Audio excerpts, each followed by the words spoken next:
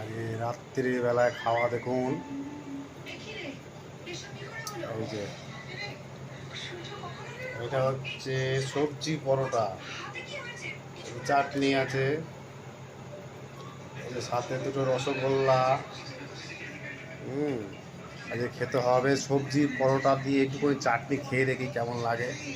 হ্যাঁ, এই যে সবজি পরোটা চাটনি দিয়ে,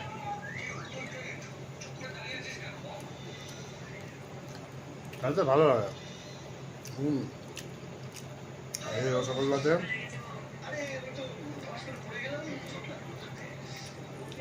সোয়াবিন,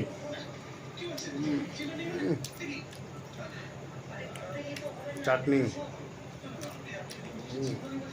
ভালো লাগে।